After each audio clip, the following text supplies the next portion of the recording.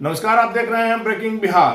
लालू प्रसाद यादव के यहाँ सीबीआई की छापेमारी, उसके बाद मुख्यमंत्री नीतीश कुमार ने जो मंत्रियों के साथ बैठक की और यह भी खबरें आई कि मुख्यमंत्री नीतीश कुमार विधायकों के साथ भी बैठकें कर सकते हैं। हालांकि इस खबर की पुष्टि नहीं हुई है, लेकिन सोशल मीडिया पर लगातार यह खबर चल रही थी। इसी बात को लेकर के जब लोक जनशक्ति पार्टी रामविलास के सुप्रीमो चिराग पासवान से बात की गई तो सुनिए उन्होंने क्या कहा। देखिए, खैर सोशल मीडिया पे चल रही बातों के आधार पर मैं टिप्पणी नहीं करूंगा। मेरी टिप्पणी मेरे व्यक्तिगत अनुभव पर, मेरे राजनीतिक अनुभव के आधार पर रहेगी। और इस बात को मैं निरंतरता में बोलता आया हूं कि बिहार में मध्यावधि चुनाव होंगे, बिहार में राजनीतिक समीकरण बदलेंगे और वो समीकरण एक नए सत्ता की तरफ बिहार को लेकर जाएंगे। और वो समीकरण बदलाव की शुरुआत अभी से नहीं, पिछले कई समय से हम लोग देख रहे हैं। जो मौजूदा जो सरकार है, घटक दलों के बीच में जिस तरीके से विरोधाभास देखने को मिला है विभिन्न विषयों पर, और लगातार ये विरोधाभास उनका चल रहा है। कई बार तो ऐसा लगता है कि उस विरोधाभास को बढ़ाया जा रहा है, उसको उकसाया जा रहा है, कहीं ना कहीं मंशा गठबंधन से अलग होने की। और ये मैं जनता दल यूनाइटेड के बारे में कह रहा हूँ, मैं मुख्यमंत्री नीतीश कुमार जी के बारे में कह रहा हूँ कि वो समय समय पर कई ऐसे विषयों को उन्होंने उठाया जिसको वो अभी नहीं भी उठाते तो उसकी ज़रूरत नहीं थी। भाई, जब आपको उठाना था विशेष राज्य के दर्जे की मांग, चुनाव के वक्त उठाते ना, प्रधानमंत्री जी के सामने शर्त रखते कि अगर आप विशेष राज्य का दर्जा नहीं देंगे, हम आपके साथ 2019 का चुनाव नहीं लड़ेंगे, आपके साथ हम 2020 का चुनाव नहीं लड़ेंगे। 2017 में आते ही नहीं इनके साथ, क्योंकि आपको पता था तब तक इनकी नीति क्या है, विशेष राज्य का दर्जा नहीं देने जा रही केंद्र सरकार, भारतीय जनता पार्टी। तो आप क्यों आपने अब इन विषयों को उठाना शुरू किया? जातीय जनगणना पे जिस तरीके से विपक्ष की गोलबंदी अपने ही घटक दल के सामने आपने करनी शुरू की, प्रधानमंत्री जी के समक्ष तमाम विपक्षी दल को ये लेकर गए, तो ये सुगबुगाहट वहीं से चल रही थी। और इस सुगबुगाहट में और ज़्यादा तीव्रता आई है। और इस बात को मैं पुनः दोहराता हूँ, मैं मान के चल रहा हूँ कि बिहार में मध्यावधि चुनाव होंगे। एक वैकल्पिक गठबंधन बनाने का प्रयास हो रहा है, एक वैकल्पिक सरकार बनाने का प्रयास हो रहा है। मुझे नहीं लगता कि वैकल्पिक सरकार बनना भी संभव होगा, होंगे तो मध्यावधि चुनाव। राज्यसभा चुनाव को लेकर नजरें टिकी हुई हैं। एक दो दिन जो है, कुछ घंटे बहुत महत्वपूर्ण हो सकते हैं, इसलिए नजरें टिकी हुई है, निगाहें टिकी हुई हैं। आरसीपी सिंह राज्यसभा जा रहे हैं, नहीं जा रहे हैं, 24 को नामांकन होना है, और नहीं जा रहे हैं तब भी घटनाक्रम में कुछ बदलाव हो सकता है, इस बात के कयास लगाए जा रहे हैं। जा रहे हैं तब भी घटनाक्रम बदल सकता है। आपके राजनीतिक अनुभव के आधार पर आपसे ये सवाल होगा कि क्या होता हुआ देख रहे कम से कम इस मामले में?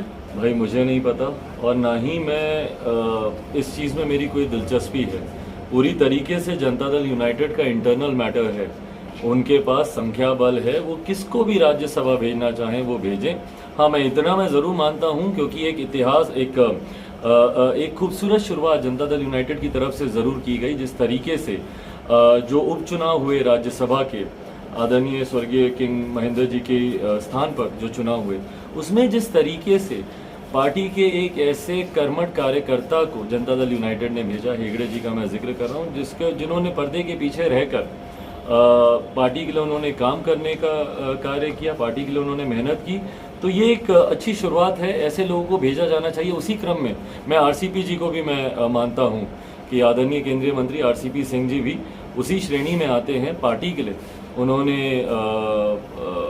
योगदान किया है, उन्होंने पार्टी के लिए उन्होंने काम किया, पार्टी के संगठन को खड़ा करने वालों में से एक आरसीपी सिंह जी रहे हैं। बट अंतोगत्वा राज्यसभा किसको भेजा जाना चाहिए, नहीं, ये जनता दल बिहार की राजनीति में वाकई बहुत कुछ बदल गया है। चिराग पासवान मुख्यमंत्री नीतीश कुमार के फैसले का स्वागत कर रहे हैं या उनके फैसले की तारीफ कर रहे हैं? मैंने हमेशा मुख्यमंत्री जी के हर उस फैसले का स्वागत किया, तारीफ की, जब उन्होंने सही फैसले लिए।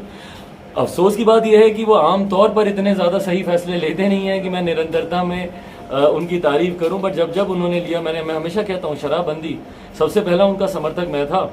मैं उस वक्त विपक्ष में था और उस वक्त समीकरण एकदम अलग थे, वो महागठबंधन में थे, हम लोग एनडीए में थे। मैंने उस वक्त भी शराबबंदी का मैंने समर्थन किया था, आज भी जातीय जनगणना का मैं समर्थन करता हूं। मैं मुख्यमंत्री जी के साथ मजबूती से खड़ा हूं, पर फैसला तो लें, वो करना उन्हीं को ही है। तो जब उन्होंने सही फैसले लिए, मैंने आखिरी सवाल है चिराग जी, जाहिर तौर पर बिहार में जो कुछ भी चल रहा है या जिस बात का अंदेशा है कि बड़ा राजनीतिक बदलाव हो सकता है।